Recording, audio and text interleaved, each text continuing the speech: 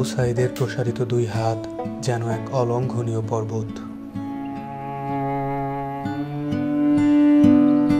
কোনো বর্গীর সাধ্য নেই যেটা অতিক্রম করে বাংলাদেশের মানুষকে স্পর্শ করতে পারে।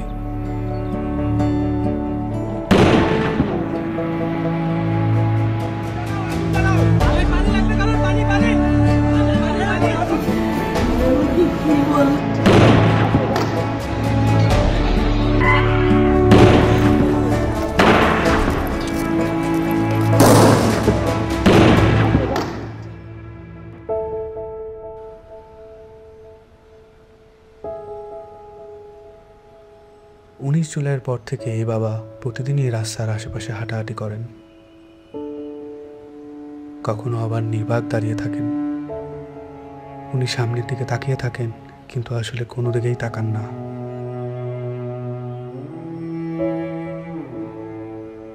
যেসব রাস্তা দিয়ে ওনার ছেলে হাঁটতো, ওইসব রাস্তায় উনি দাঁড়ালে উনি ওনার ছেলে রোম পান।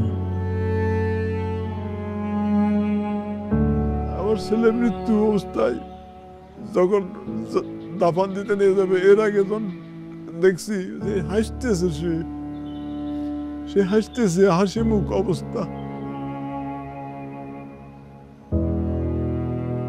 ইভেন্টের কাজ করতো, শুধু বাপের কিভাবে একটু সাহায্য করে, কোনো আজে বাজে আড্ডাতে ছিল না। ওই সারাদিন শুধু কলেজ থেকে আসা ও একটুখানি বিকেল বেলা একটু বন্ধু বান্ধব নিয়ে ক্রিকেট খেলতো, ক্রিকেটের পাগল।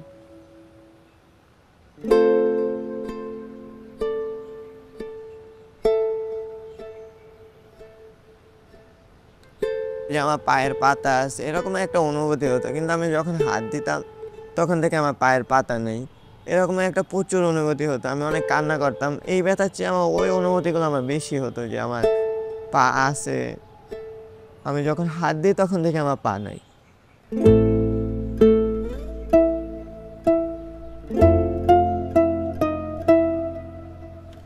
এই হসপিটালে আমি অল্প কিছুদিন হলো আসলাম। পা দিয়ে নতুনভাবে হাঁটা শিখতে আসছি, মানে ছোটকালে যেভাবে হাঁটা শিখেছে মা, ওই রকমের এখানেও হাঁটা শিখাচ্ছে আর কি।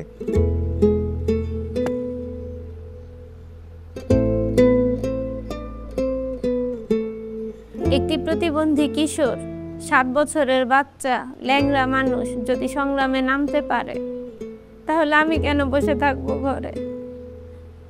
একদিন তো মরতেই হবে, তাই মৃত্যুর ভয় করে স্বার্থপরের মতো ঘরে বসে না থেকে গুলি খেয়ে বীরের মতো মৃত্যু অধিক শ্রেষ্ঠ। আমি যদি বেঁচে না ফিরি, তবে কষ্ট না পেয়ে গর্বিত হয়েও জীবনের প্রতিটি ভুলের জন্য ক্ষমা চাই। আনাস।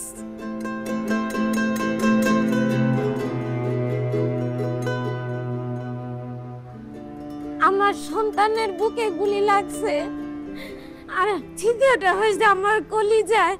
আল্লাহ পাক যতদিন আমাকে হায়াত দিছে, আমি এই হাহাকার নিয়ে বেঁচে থাকবো।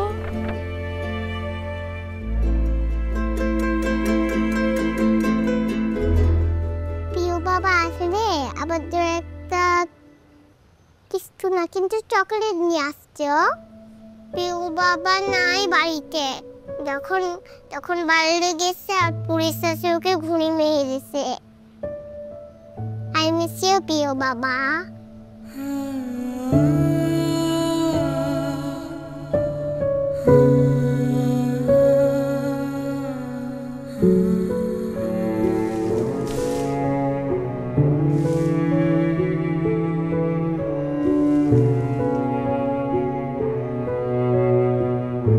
এখন যে চেম্বারের মধ্যে বক্তব্য দিছিল যে আমরা কোনো সরকার বিরোধী আন্দোলন নয়, আমরা নিজের অধিকার আদায়ের জন্য বলে বলা করার পরে ওদের পমেল বড়ুয়া ওই ছাত্রলীগের লিডার আসছিল, তাই সেই গলা চিপি ধরছিল, গালমুখত থাপড় মারছে।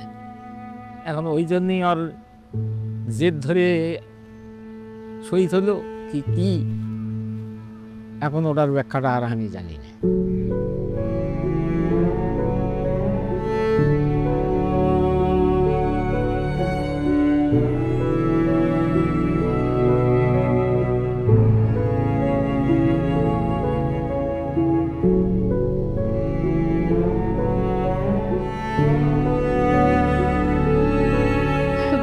আমার মায়ের দুধ খাইয়া ঘুমায়, সেই ঘুমটা ঘুমাইতে পারে না, তখন আবাইতে পাইয়া পাইতে পাই করে উলট ফুলট করে ঘুমের লেগে আবার উঠে কোলে লই।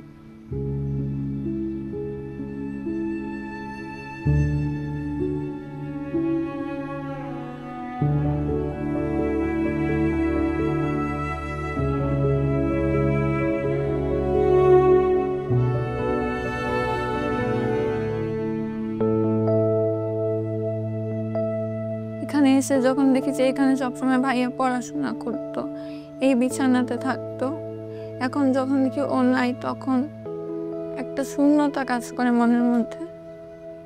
খারাপ লাগে যখন দেখি যে ভাইয়া এই রুমে নাই। এই ছবিটা 18 জুলাই আমার আন্টি নাজিয়া খান ফেসবুকে পোস্ট করেছিল।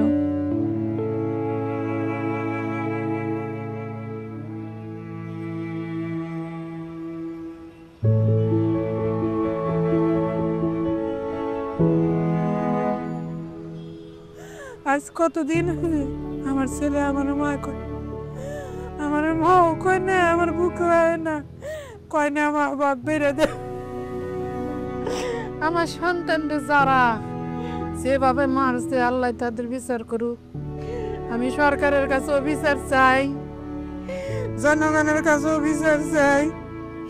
আমার সন্তানটা মারছে, হাজার হাজার মায়ের বুক খালি করছে, যে কালি করছে তারও বিচার করুক আল্লাহ।